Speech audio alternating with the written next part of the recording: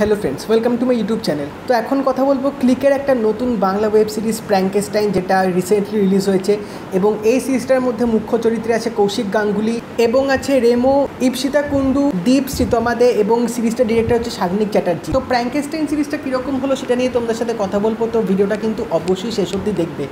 তো এখন আমরা এমন একটা যুগে বসবাস করছি যেখানে কিন্তু আমরা সোশ্যাল লাইফে রীতিমতো অ্যাডিক্টেড, এবং সোশ্যাল লাইফে কিছু লাইকস, কমেন্টস বা সাবস্ক্রাইব বা কিছু শেয়ার পাওয়ার জন্য আমরা কিন্তু অনেক রকম কাজ করে থাকি, অনেক রকম পন্থা কিন্তু আমরা নিই।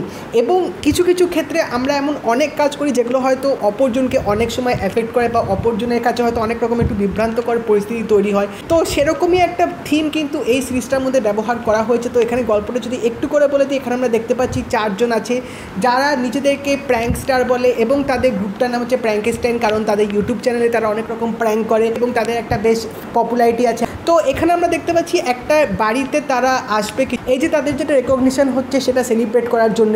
তো সেই সময় আমরা দেখতে পাই ওই বাড়িতে হঠাৎ করে কৌশিক গাঙ্গুলির আবির্ভাব হবে।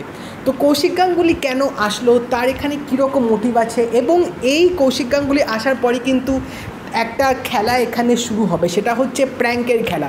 তো এই প্র্যাঙ্কের খেলাটা কীরকম প্র্যাঙ্ক আমরা এখানে দেখতে পাবো, এবং কৌশিক গাঙ্গুলি কেন তাদের মাঝে আসলো, কে কার ওপর প্র্যাঙ্ক হবে এবং আলটিমেটলি লাস্টে কী হয়, সে সব কিছু জানতে গেলে কিন্তু তোমাদের এই ওয়েব সিরিজটা অবশ্যই দেখতে হবে। তো 4টে এপিসোড আছে এবং 4টে এপিসোডে on an average run time মোটামুটি আধ ঘন্টা মতো। তো এইটুকু আজকে আমাকে বলতেই হবে, ক্লিকের দেখা এখনও অবধি আমার এটা সেরা ওয়েব সিরিজ। এবং যে কনসেপ্টটা নিয়ে এই ওয়েব সিরিজটা বানানো হয়েছে সেটার জন্য অবভিয়াসলি সাগ্নিক চ্যাটার্জিকে একটা সাধুবাদ জানাতেই হয়, কারণ এটা কিন্তু খুব একটা কমন জিনিস। আমরা এই প্র্যাঙ্ক জিনিসটা কিন্তু অনেকভাবে অনেক রকম দেখে থাকি, এবং এই প্র্যাঙ্ক করার সময় যার ওপরে প্র্যাঙ্ক হচ্ছে অনেক সময় কিন্তু সেটা হিতে বিপরীত কেসও হয়ে যায়, যেটা আমরা কিছুটা এই সিরিজটার মধ্যেও দেখতে পাবো।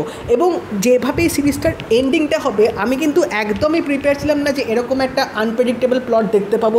তো আমার একটু আভাস লাগছিল যে হয়তো আমরা এরকম দেখতে পারি বা ওরকম হয়তো হতে পারে, বাট আমার সেই চিন্তাধারণাটা পুরোপুরি চেঞ্জ হয়ে গেছিলো।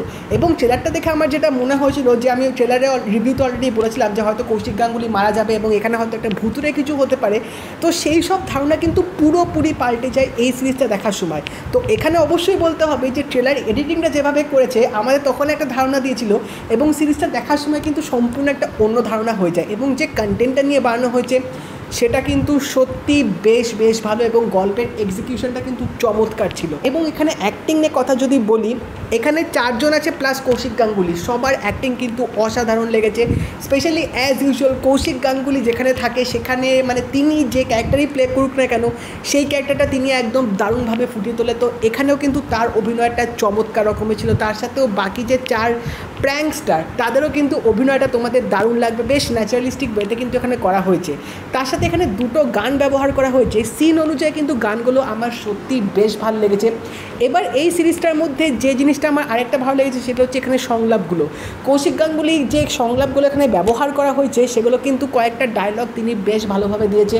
তো এখানে ডায়লগ রাইটিংয়ের পার্টটাও কিন্তু বেশ ভালো লাগবে সিরিজটার মধ্যে।